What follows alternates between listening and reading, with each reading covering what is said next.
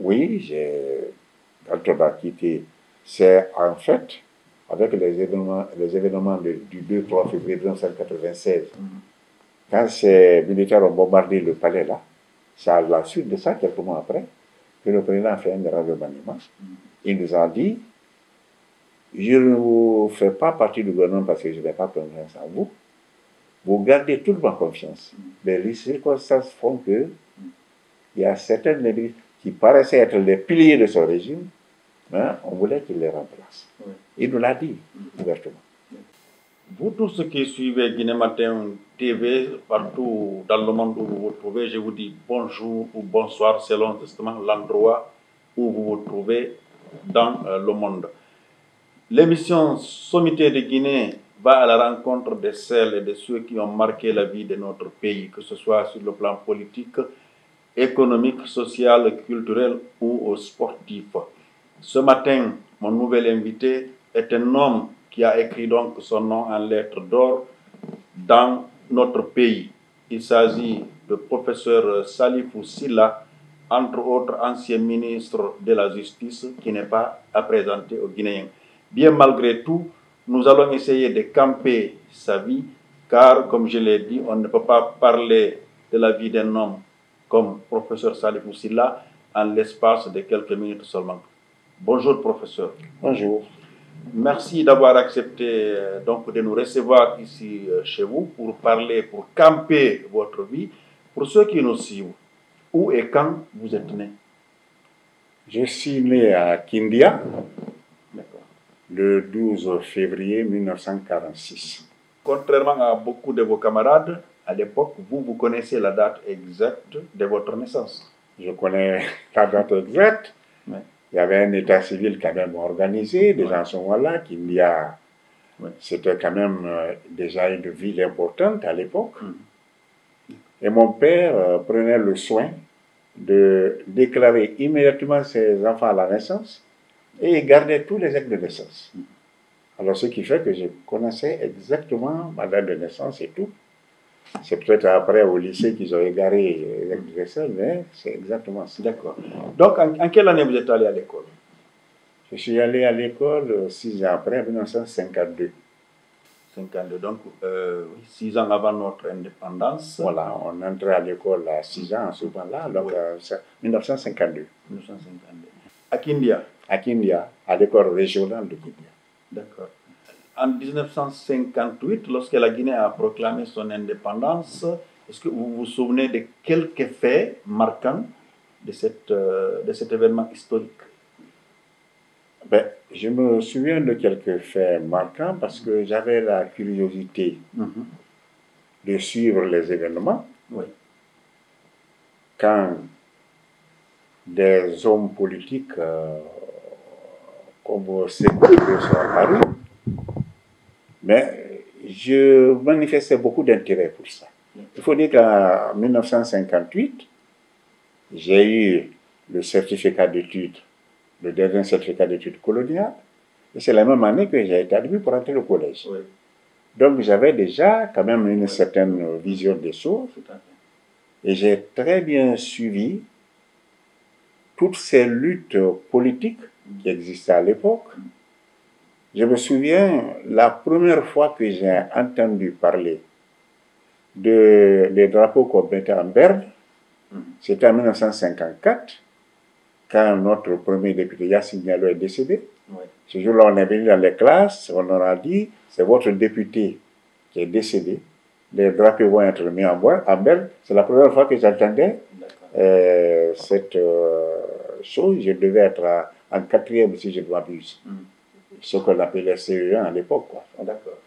Est-ce que parallèlement, vous avez fréquenté l'école coranique? Oui. D'accord. J'ai commencé l'école coranique une année avant d'aller à l'école française. C'est systématique. Tous Voilà, mes invités, ils disent qu'ils commencent toujours par le Coran avant l'école française. Est-ce que cela a facilité l'apprentissage du français, le fait d'avoir commencé par le Coran? Oui, ça facilite parce que déjà, vous lisez quelque chose, même si à cet âge-là, vous ne pouvez pas toujours mémoriser tout, mais vous lisez quelque chose Et ça prépare l'esprit Oui. à apprendre. Bien, donc la Guinée accède à l'indépendance. Vous avez à peu près 12 ans. J'imagine que c'est puis avec grande joie, grand espoir de vivre dans un nouvel état, de s'épanouir et donc voir cet état-là se développer. Est-ce que plus tard, vous n'avez pas déchanté? Vous savez, cet espoir-là n'a pas été... il y avait un enthousiasme terrible en 1958. Il y avait une fierté pour nous tous que ce soit notre pays qui ait opté pour l'indépendance. Et il est évident que pour des jeunes de notre âge qui commençaient à marquer une certaine prise de conscience, c'était effectivement une grande fierté. Surtout que la propagande est là, on se dit, tous les pays, les autres, ont reculé. Oui. Il n'y a que la Guinée qui a accepté d'aller à l'indépendance. Même s'il y a beaucoup d'éléments, parce qu'au fond, il y a toujours une interprétation de l'histoire. Oui. Nous avons eu cette chance en Guinée que la France n'a pas pu manipuler les dirigeants de l'époque. Je voudrais dire ceci. L'indépendance a été la volonté collective de nos principaux dirigeants de l'époque. Il est vrai que ceux qui prennent le dessus travestissent l'histoire. Oui. Ils écrivent l'histoire à leur manière. Chez nous, on en vient à donner le mérite essentiel à ces coutumes. Mais je dois dire qu'il ne s'est pas trouvé un des grands dirigeants de ce pays à ne pas vouloir l'indépendance. Je dois dire que même des dirigeants comme Yawadou Bari, Ibrahim Bari III, regroupés dans le Parti de regroupement africain, ils ont été les premiers dans un congrès à Cotonou de leur parti inter-État à opter pour l'indépendance. Donc, c'est pourquoi moi je voudrais toujours que les Guinéens comprennent qu'on associe ce mouvement d'indépendance à la volonté de tous ces hommes-là. Et il y a eu cet accord de base entre ces hommes-là pour qu'on opte pour l'indépendance. Je suis convaincu. Parce que les autorités coloniales avaient contacté Bari Yawadou à Dakar pour accepter de faire voter pour le oui. Et là, peut-être qu'on aurait pu connaître le même sort que le Niger quand c'est Guibo Bakari qui était là d'abord, qui voulait l'indépendance. Et par l'intermédiaire du Fouad Boigny, on a pu mettre Amani Yori sur orbite. Et sinon, c'est nous. Et le Niger, on ne serait pas allé. Donc, ils ont éjecté Guibo Bakari. Amani Yori est là. C'est pourquoi le Niger a voté oui. Mais on voulait chercher. Pour la Guinée, il y a eu vraiment une union sacrée. Absolument. Et le mérite ne revient pas à un seul. Non, ça ne revient pas à un seul. D'accord. Et les autres sont même prononcés avant Sékou Touré. D'accord. Nous allons revenir à vous, à votre parcours. On va, puisque quand quelqu'un a fait l'université, c'est que forcément il est passé par le collège et le lycée. En quelle année vous avez obtenu le bac et où vous avez fait l'université? J'ai eu le bac en 1966. J'étais au lycée, donc à ici, lycée classique. D'accord. Après le bac, j'ai été pour quelques mois à Kankan. À Kankan. Kankan. D'accord. En ce moment, on venait de créer vraiment l'université de Kankan. J'aurais été dans la deuxième promotion. Mais il est évident que je ne voulais pas rester. Donc, en réalité, je n'ai fait que 6 mois à Kankan. Après, j'ai cherché à quitter la Guinée. La Guinée? La Guinée, oui. D'accord. J'ai cherché à quitter la Guinée. Et j'ai quitté la Guinée en empruntant la frontière, c'est la Koundera. Oui. Et à partir de Koundera, avec les passeurs, on a payé, on a traversé la frontière pour nous retrouver au Sénégal. Donc la Brousse, le Sénégal. Parce que vous n'aviez pas aimé votre orientation à Kankan, ou bien parce que vous voyez les prémices de ce qui allait venir dans les années qui ont suivi? Je dois avoir l'honnêteté de dire que au lycée déjà, je ne partageais pas trop les mécanismes du régime qui étaient là. Parce qu'il faut le dire. Et je me souviens, quand on était en terminale, on nous a accusés d'être dans le complot de Petit Touré. Oui. Parce que moi, dans notre dortoir, le terminal, vous savez, les élèves, vous parlez. Petit Touré avait eu l'intention de créer un parti. Et il l'a déclaré publiquement. Il a même déposé ses statuts. Parce que Sékou Touré avait dit que celui qui voulait créer un parti, il pouvait créer. Il a déposé ses statuts. Mais Sékou Touré était tellement sûr que personne ne pouvait rivaliser qu'il avait donné l'autorisation. Quand Petit Touré a quitté, les gens lui ont dit, si tu acceptes qu'il sorte son parti là, ça ne va pas être bon. Et Petit Touré avait même convoqué un meeting qui devait être fait au marché de Madina. Alors moi, pendant cette période, j'avais dit, s'il crée son parti, je vais y adhérer. Bon, il y avait certains élèves avec nous, évidemment, qui rapportaient, c'était courant. Oui. Ils ont écrit des choses, ils ont fait des rapports sur nous. Et cela a fait que ils ont fait un rapport pour transmettre au bureau fédéral de Conakry 2, qui était l'un des bureaux les plus zélés du parti en ce moment-là, avec Chérif Labadou à la tête.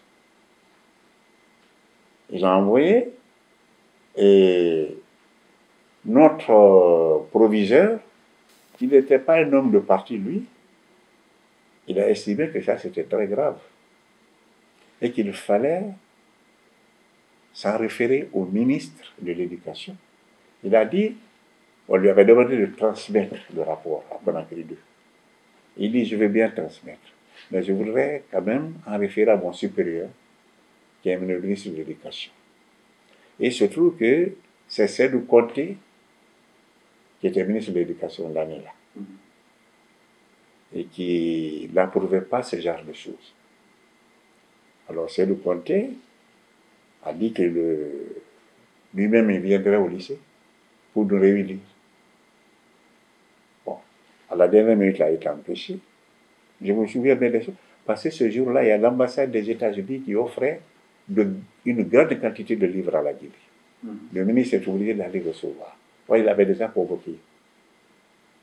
Donc il a envoyé à sa place 2 autres personnalités de l'éducation à l'époque, Touré Folé Lamine et Abou Fauté, Abou Kamara Abou Fauté. C'est eux qui l'ont envoyé au lycée. On les a fait passer presque dans un tribunal là. Mamadi Keita était le professeur principal de ma classe. Il était là. Moi, j'ai eu à dire ce que je pensais. Bon, mais les 2 qui sont venus au nom du ministre ont dit, le ministre nous a envoyés pour mettre de l'eau. Ce sont des jeunes. Nous allons essayer de gérer ces choses. Et ils ont dit, voilà, de toutes les façons, l'épée de Damoclès, là, de vos têtes, oui. Si jamais on est amené à revenir ici, vous serez les premiers qu'on doit apprendre. Oui. Bon, donc, ils sont parvenus à éteindre les choses au grand désarroi des camarades du lycée qui nous avaient accusés, qui étaient là, qui avaient porté l'accusation devant tout le monde et tout ça. Et moi, après ce fait, je me suis dit qu'au fond, connaissant ce qui se passait dans ce pays, et Dieu a fait que j'ai passé mon bac et j'ai réussi et j'étais bien classé. Mais ce n'était pas ça qui comptait. On vous envoyait où on voulait vous envoyer. Oui. Donc, c'est en ce moment qu'on m'a envoyé à Kanka, mais j'avais à l'idée déjà que je ne resterai pas. Donc vous quittez la Guinée comme un jeune commerçant, j'imagine, ou un agriculteur qui vous traversez la frontière à Koundara pour vous retrouver de l'autre côté. Oui, je me retrouve au Sénégal. Au Sénégal. Voilà. Et là, comment ça se passe? Les premières semaines, les premiers mois? Je suis arrivé un peu vers la fin de l'année 67, parce que j'avais perdu un peu de temps ici. Bon, mais là-bas, il y a un calendrier universitaire qui doit être respecté. Donc, quand je suis arrivé, les inscriptions étaient terminées. Mais, on m'a accordé la possibilité de suivre les cours sans pouvoir présenter l'examen cette année-là. Parce que là-bas, ce n'était pas la même organisation qu'en Guinée. Il y avait des cours magistraux, il y avait des travaux dirigés. Donc, mais juste reviens en arrière, à Kanka pour les 6 mois, c'était quelle spécialité? Au début étudiant? Lettres. Lettres. Ils m'ont mis en lettres. D'accord, on revient à Dakar. Le jeune Soussou, originaire de Kindia, qui débarque à Dakar, j'imagine les vôtres ne sont pas nombreux dans ce pays. Comment ça se passe pour la famille d'accueil? Comme d'abord vous avez pu trouver où dormir avant d'aller vous inscrire à l'université? Non, il n'y avait pas de famille d'accueil. J'avais un cousin qui avait fait la France et qui, quand il est venu, on lui a coupé sa bouche, il est parti à Dakar. Bon, il était au Sénégal, donc lui, je crois, il avait fait sociologie. Donc, quand moi je suis arrivé, lui, il était là. D'accord. Donc, vous avez ce point de chute-là. J'avais ce point de chute, et il y avait d'autres étudiants guinéens, plusieurs avaient fui aussi, qui étaient dans la même commission. Donc, là, j'ai commencé à suivre les cours. En droit? Alors, je me suis inscrit en droit, effectivement. Je me suis inscrit en droit. La première année, là, je ne pouvais pas faire l'examen, puisque je n'avais pas fait le minimum. Donc, je me suis inscrit en droit. Et après, j'ai eu l'inscription normale l'année suivante. Bon. Et c'était chez Anta Diop? Oui, c'était la seule université du Sénégal à l'époque. Oui, d'accord. Bon. Et donc, c'est là que vous avez étudié jusqu'en quelle classe? J'ai étudié jusqu'à la fin, jusqu'à la licence. D'accord, la licence. Sans doubler, parce qu'à l'époque, il n'y avait pas de maîtrise. Hein. Oui, oui. Ça s'appelait licence. Et la licence en droit, c'était une licence en 4 ans. 4 ans. D'accord, c'est l'équivalent de la maîtrise. De la maîtrise actuelle. D'accord. Les maîtrises, là, c'est venu beaucoup plus tard. Donc, je m'inscris, j'ai eu la licence.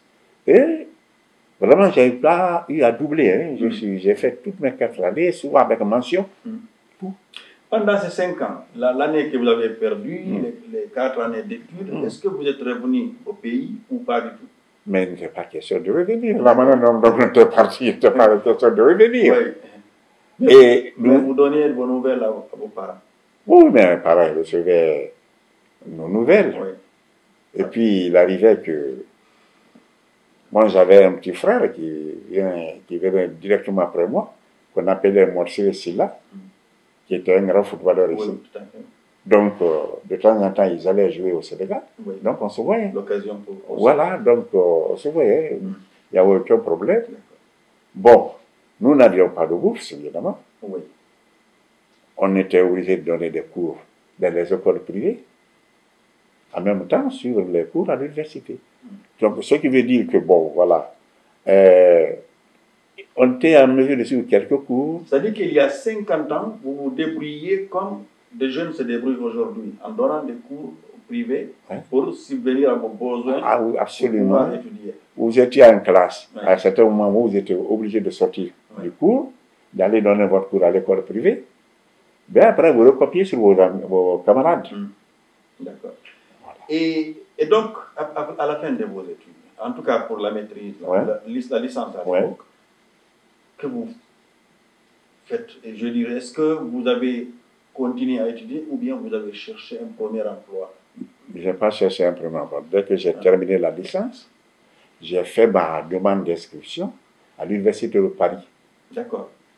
Donc là, je suis allé à Paris immédiatement, de mes moyens, par mes moyens. Oui, oui. D'accord. Pendant que j'enseignais là, j'ai accumulé un peu d'argent. J'ai envoyé sur international. Paris aussi, il n'y avait pas de bourse. Donc, on Mais travaillait. là, j'imagine, là, c'est plutôt, c'était post-universitaire, ce n'est pas. Post-universitaire, oui. Ok. Donc, après la licence, on était ce que j'appelle à l'époque le DES, diplôme d'études supérieures. Oui, d'accord. Donc, je me suis inscrit en DES à l'université de Paris 1, où j'ai fait le droit public, option relations internationales. Là, du premier coup, j'ai eu, on travaillait la nuit, par exemple, moi, j'étais veilleur de nuit dans une station, une grande station de métro à Paris. On passait la nuit comme gardien. Le lendemain, il fallait aller au cours à l'université. Bon, mais Professeur, je vais juste revenir un tout petit peu en arrière. Lorsqu'il y a eu l'agression de 1970, vous étiez déjà, j'imagine, au Sénégal. Oui, oui. Est-ce que vous vous êtes dit que vous aviez bien fait de partir plus tôt, quand il y a eu la purge, tout ce qu'il y a eu dans ce pays? Oui, je vais vous dire une chose. D'abord, le fait que nous soyons inscrits là-bas, ça ne plaisait pas au régime. Oui, bien sûr. Et le régime guinéen attaquait systématiquement le gouvernement sénégalais pour nous avoir reçus à Dakar. Le gouvernement guinéen envoyait également quelques étudiants qui étaient boursiers. Ils n'étaient pas...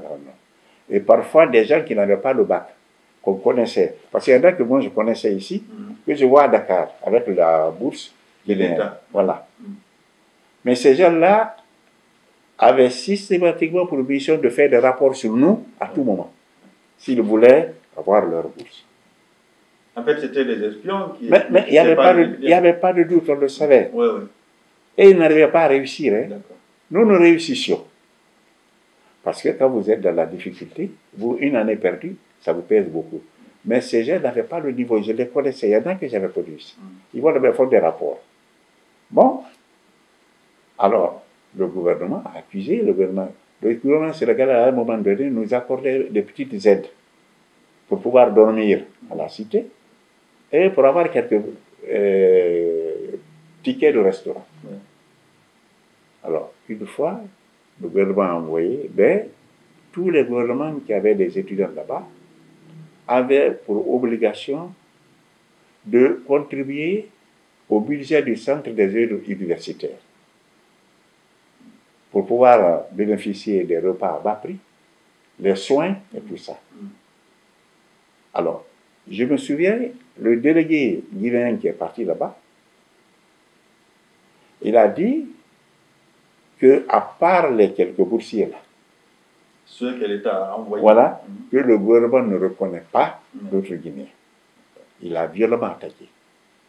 Je me souviens, il y a le représentant de la Mauritanie, quand il a quitté le conseil d'administration, il a dit à un étudiant mauritanien, celui-là, on le connaissait parce qu'il était l'un des dirigeants des étudiants de l'université de Dakar. Il a dit à certains de nos compatriotes, il dit, notre représentant nous dit que la manière dont le représentant du gouvernement guinéen a attaqué, il dit, je n'ai jamais vu quelqu'un attaquer ses compatriotes de cette manière. Bon, la conséquence de cette situation, des petites aides qu'on nous accordait, le gouvernement sénégalais a été obligé de nous retirer ces gens-là. On ne pouvait plus dormir là-bas. On ne pouvait pas bénéficier des repas privés, même les soins. Donc, nous avons été obligés d'aller dans la ville. C'est là-bas que nous débrouiller. La seule chose qu'on pouvait faire maintenant, c'était de nous inscrire et de faire nos études. D'accord. Nous allons revenir à Paris. Ouais. Donc là, vous faites le poste universitaire pendant combien d'années et puis après la suite? Non, la première année, j'ai fait le diplôme d'études supérieures de droit public. L'année suivante, je me suis inscrit à l'université de Paris 2 pour faire le diplôme d'études supérieures de sciences politiques, que j'ai eu également. Donc, les 2 années de suite, j'ai eu ces 2 diplômes. C'est après ça qu'on s'inscrit à thèse de doctorat. Je me suis inscrit à thèse de doctorat d'État à l'université de Paris. Et c'est pendant que j'étais inscrit, j'ai eu un poste d'assistant à l'université de Dakar. Donc, je suis revenu à Dakar, où j'ai commencé à enseigner à l'université de Dakar, tout en poursuivant, évidemment, mes recherches pour avoir voilà, le doctorat d'État. Voilà, et au bout de 5 ans, en 1980, j'ai soutenu ma thèse de doctorat d'État à l'université de Paris. Et là, j'ai continué à enseigner à Dakar. À Dakar. Oui. Donc, formation à Paris, mais travail plutôt à Dakar. Ah oui, oui, parce que là, vous n'avez pas cherché ou vous n'avez pas obtenu un poste en France? Je n'ai pas cherché. Vous n'avez pas cherché. Je n'ai pas cherché parce qu'à ce moment-là, on pouvait facilement avoir la nationalité. Oui. Tous ceux qui étaient nés à l'époque coloniale, nous avions tous nos états civils en Nantes. Oui. Donc, il vous suffisait d'aller à Nantes pour vous déclarer. Ben, ils ont des archives tout de suite, ils sortaient. Donc, il y a plein qui avaient pris la nationalité française. J'avoue que bon, je n'ai pas voulu prendre. C'est tout, hein. Vous n'avez pas regretté plus tard? Je n'ai jamais regretté. D'accord. Mais sinon, j'aurais pris, je n'ai pas voulu, je n'ai pas voulu. Pendant ce temps, vos parents, ils vivaient encore à Kindia? Mes parents vivaient. Ils vivaient. Mais vous ne pouviez pas revenir? Mais je ne voulais pas revenir parce que tant qu'il y avait ce régime-là, je n'avais pas revenir. J'imagine que c'était difficile pour vous.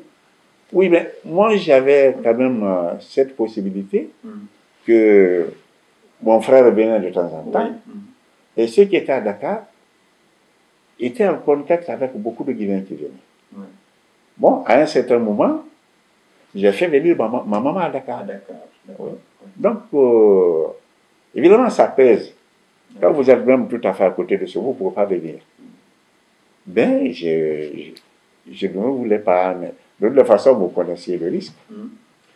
Donc, en 1984, quand le président Sékou Touré meurt, vous étiez à Dakar. J'étais à Dakar. D'accord. Et en quelle année vous êtes revenu pour la première fois pour fouler le sol guinéen après votre départ de 1966? Mais quand Sékou Touré est mort, moins de 2 mois après, on était là. D'accord. Nous sommes venus, on a organisé ce qu'on appelait les États généraux de l'éducation. Oui, d'accord, je me souviens. Voilà.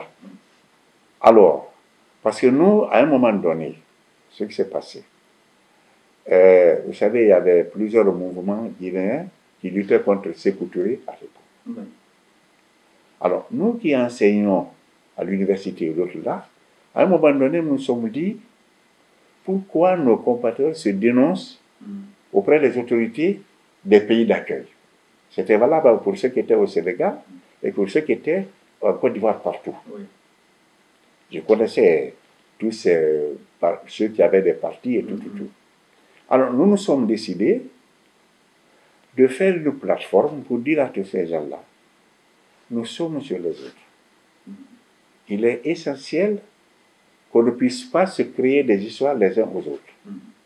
Alors, nous proposons cette plateforme pour que nous puissions nous entendre. Parce que la difficulté, c'est de vous entendre sur un programme. Voilà le programme que nous proposons pour qu'on s'entende dessus. Nous nous sommes déplacés pour voir tous ces partis.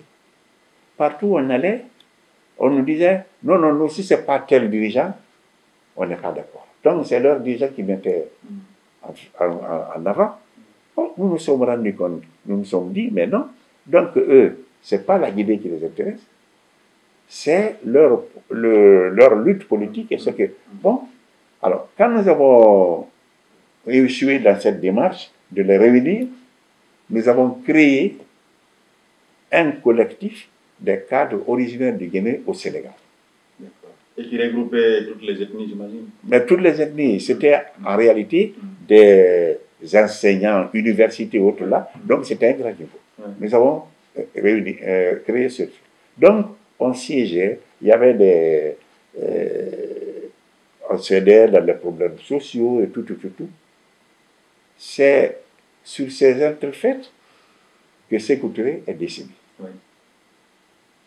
Alors, quand il est décédé, nous nous sommes dit, mais essentiellement qu'ils ont dit qu'ils vont entreprendre les États généraux de l'éducation en Guinée.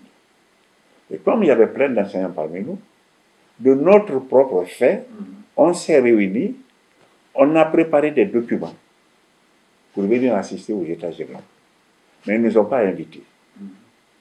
Nous avons cotisé nous-mêmes, nous avons pris des billets d'avion, nous sommes venus. Et je me souviens. Vous étiez venu du Sénégal. Est-ce que d'autres étaient venus d'autres pays? Pour les États généraux, oui. Nous étions les seuls. Les seuls, d'accord. Parce que il y a beaucoup de, quand Sékou Touré est mort, il y a beaucoup de délégations guinéennes qui étaient venues. Bon, ça c'est avant nous, immédiatement après. Mais nous, c'est pour les États généraux des autres que nous sommes venus. Alors, j'étais avec des gens comme Lamine Sidibé, comme Bachir Touré et autres là. Nous étions venus. Ce jour-là, je dois dire qu'on ne voulait pas tellement nous recevoir. Mais nous n'avons rien dit. Nous sommes arrivés à l'aéroport ici. Et en sortant, on a vu deux personnes qui nous ont dit, le ministre nous a demandé de venir vous accueillir, mais malheureusement, on devait déplacer un car. On n'a pas pu avoir de car, on dit, il n'y a pas de problème. Nos parents sont venus nous accueillir. Dites à monsieur le ministre, merci, demain nous irons au ministère. C'était quel ministre à l'époque? Il y avait Abou Foti, qui était ministre de l'enseignement préuniversitaire. Sanusi Zainoul était ministre de l'enseignement technique professionnel. Sidi Mohamed Keita était ministre de l'enseignement supérieur. Voilà les trois qui étaient dans le domaine de l'éducation. Oui, mais c'est Abou Foti qu'on est allé rencontrer le lendemain. Mais après, nous avons participé aux États généraux. On a fait une contribution absolument remarquable. Même des délégations comme les Français qui étaient là, ils ont salué notre contribution.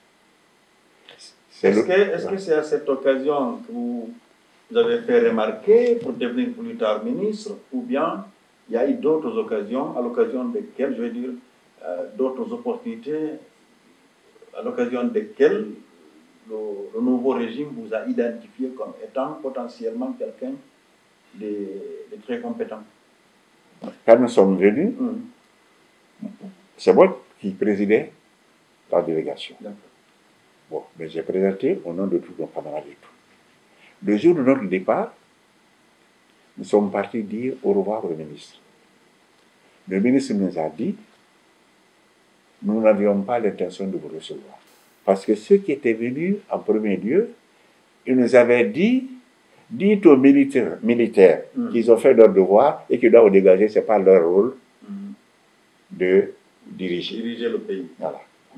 Alors, ils se sont dit, donc que nous sommes venus dans le même esprit. Il y avait beaucoup de préjugés. Voilà. Oui. Il me dit donc, votre contribution a fait que nous nous sommes rendus compte que vous n'étiez pas venus dans cet esprit.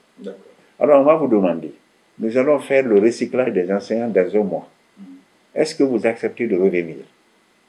Nous avons dit, il dit cette fois-ci vous pouvez venir autant que vous voulez, mais c'est nous qui payons les billets d'avion et tout. C'est comme ça que nous sommes revenus. Maintenant, des gens se sont ajoutés à nous, comme les hybrides taxiniens, tout ça, se sont ajoutés à nous. Donc, c'est en quelle année? Parce que tout ce dont je vous en quelle année vous avez été nommé ministre de la Justice? J'ai été nommé ministre de la Justice en 92.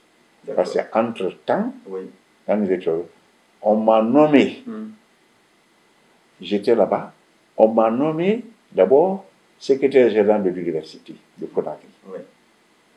Au bout de quelques mois, 8 ou 9 mois, j'ai été nommé recteur de l'université de Conakry. C'est par ça que j'ai commencé. J'ai été recteur de l'université de Conakry. Et pendant que j'étais recteur de mon gré, je donnais des cours. Je donnais 9 heures de cours par semaine. En droit. En droit. Il n'y avait pas de professeur. Je donnais 9 heures dans 3 matières. Pas un franc je ne prenais pour mes cours que je donnais. Donc j'ai été recteur. Et pendant que j'étais recteur, enseignant, c'est en ce moment qu'on a enclenché. C'était inédit que le recteur lui-même se déplace en classe pour donner des cours. Il n'y avait pas d'enseignant en droit. D'accord. J'ai pris de moi-même la décision de venir donner. Je descends, je donne les cours, après je monte dans mon bureau. Est-ce qu'une seule fois, le président Lansana Conté vous a rencontré? après, il vous a remercié, félicité pour cet acte citoyen.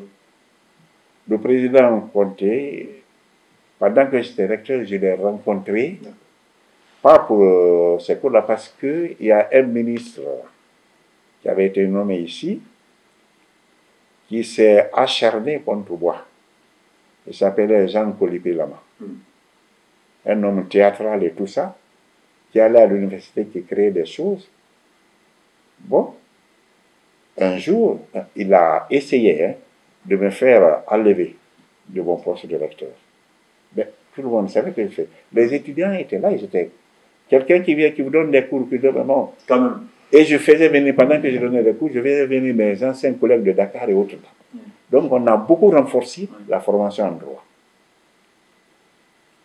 Et un jour, le président m'a fait venir. Il m'a dit de lui-même que le ministre là a amené 4 décrets pour m'enlever. Il a refusé. Après, il lui a dit, dans son langage, il lui a dit, tu lui fiches la paix. Lui, c'est nous qui l'avons demandé de venir en fait. Et c'est celui-là qui m'a dit qu'il va enlever ce ministre-là. Donc, vous voyez, donc, j'ai commencé par l'université. Vous avez gravi les échelons. Voilà.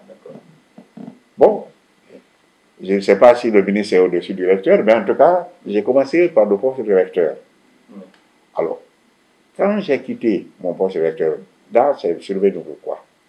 Là, il y a eu des problèmes. Il y a un ministre, Mamadi Diawara, qui était venu à l'université. Une fois, des étudiants ont brûlé sa voiture. Il a prétendu que c'est moi qui ai poussé les étudiants. Bon, ça n'a pas été le cas, le président le savait. Donc, comme il insistait, le président lui a dit, si j'enlève ce recteur, tu penses que l'université sera tranquille? Il a dit oui. Le président dit donc, donne-moi un nom, je vais le mettre à sa place. Il a proposé le nom de celui qui était mon vice-recteur, mon Beladine Kaba, mon adjoint. Lui, il est resté très longtemps comme recteur, pendant presque 11 ans. Bon, alors il a mis mon Beladine Kaba. Ben, les gens lui ont dit que bon, je n'avais rien à voir avec tout ça. Donc, le président le savait. Et c'est à quelle date précise vous avez été donc nommé ministre de la Justice? Le 6 février 1992. En 92, vous avez dit tout à l'heure, donc c'était la date que je voulais. Donc en février 92. Et là, vous resterez combien de temps? Je suis resté plus de 4 ans et demi comme ministre de la Justice. Voilà. Avant de partir.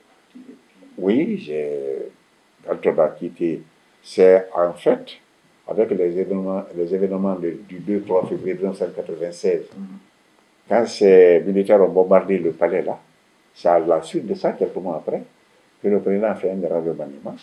Il nous a dit, je ne vous fais pas partie du gouvernement parce que je n'ai pas confiance en vous. Vous gardez toute ma confiance. Mais les circonstances font que il y a certaines qui paraissaient être les piliers de son régime, hein, on voulait qu'il les remplace. Il nous l'a dit ouvertement. Et donc, quelle a été la suite? Le plus souvent, quand on est ministre, c'est qu'après, on ne fait rien. Alors vous, ça n'a pas été votre cas. Non, quand on a quitté, quand on a quitté le gouvernement, quelques mois après, on nous a nommé président de certains conseils d'administration. Moi, j'ai été nommé président du conseil d'administration de Novotel, peut-être Novotel, pendant 2 ou 3 ans. C'est après ça qu'un jour, on m'a fait appeler, le président me dit qu'il y avait des problèmes à Bissau. Nino et Mané, c'était la guerre et tout ça, et nous avions soutenu Nino. Bon, ça a mal trouvé pour Nino en ce moment-là. Le président m'a fait appeler par Fodé Bangura. Il lui a dit qu'il voudrait m'envoyer comme ambassadeur à Bissau. Et qu'il lui fallait quelque chose de confiance pour aller à Bissau. C'est en ce moment qu'on m'a nommé comme ambassadeur à Bissau. C'est vrai que c'est un détail qui m'a échappé. Et là, vous êtes resté combien d'années là-bas? 4 ans. 4 ans.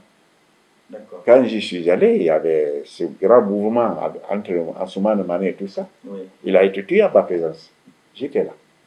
J'ai fait 4 ans à Bissau. Bon, après, un jour, on m'a téléphoné pour me dire on avait besoin de moi ailleurs. Que j'avais accompli ma mission. C'est à partir de ce moment-là qu'on m'a nommé comme ambassadeur à Paris. Encore. Oui. Là, vous repartez en France. Je suis retourné à Paris comme ambassadeur. Et là, je suis resté ambassadeur jusqu'en 2007. C'est au moment où Sarkozy était élu président que je suis revenu en Guinée. Est-ce que vous retenez la dernière date à laquelle vous avez vu le président Lansana Conté? Ah, le président Lansana Conté, d'abord, quand il a été évacué à Genève, hôpital de Genève, moi j'étais ambassadeur à Paris, mais je couvrais la France, l'Espagne, le Portugal, la Suisse, l'UNESCO et la francophonie. Donc je suis allé le voir à l'hôpital de Genève. En quelle année? En 2007. Oui, ou 2007, parce que quelque temps, bon, il était très, très malade dans son mandat déjà. Mais je suis allé le voir. Je dois dire que j'avais de très bonnes relations de confiance parce que quand j'étais ambassadeur à Paris, il m'a confié 4 de ses enfants. D'accord. Qui étaient sous ma tutelle. Il a fait signer un acte de tutelle au tribunal. J'avais 4 de ses enfants là-bas. Ah oui. Ouais. C'est quand même une marque de confiance. Ah oui, oui. Tout à fait, oui. Voilà. Et bon, quand je suis rentré, bon, en 2007, bon, là, vraiment, il était très, très malade dans ce moment-là. C'est pas possible. Donc, bon, vous savez, 2008, il est parti. Oui, tout à fait, oui. Bon, donc, 2007, après, fin 2008. Alors, professeur, comme je l'avais dit à l'introduction, on ne peut pas parler d'une vie comme la vôtre en l'espace de quelques minutes. Voilà. Malheureusement, il va falloir donc clôturer. Alors, juste les gens disent que Salifou Silla, c'était quelqu'un de si sérieux, si rigoureux avec lui-même, qu'il n'avait pas le temps pour s'amuser. Mais bien malgré tout, et ça va être vraiment la dernière question, est-ce que vous avez eu dans votre vie une passion, que ce soit le sport, le cinéma ou la musique ou autre chose?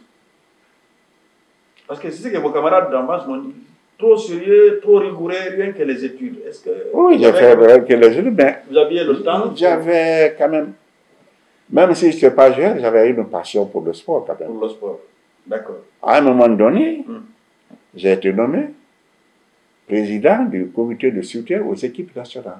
Et ça, c'est politique, on pourrait dire, bon, à la limite.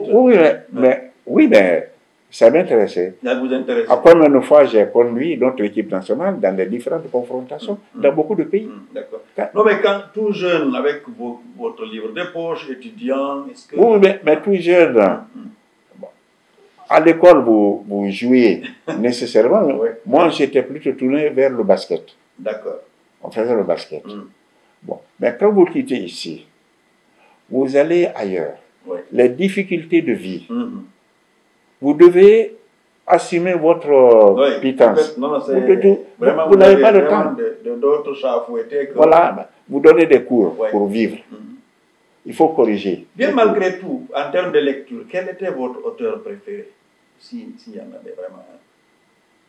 Non, je ne peux pas citer d'auteur préféré. Voilà, vraiment, voilà. Je lisais beaucoup. J'imagine, oui. Ouais. D'accord. J'aime beaucoup la lecture. Vous avez dit 1946-2025, c'était comme 79 ans. Oui. Dieu merci, vous êtes encore en bonne santé. Est-ce qu'il y a un secret?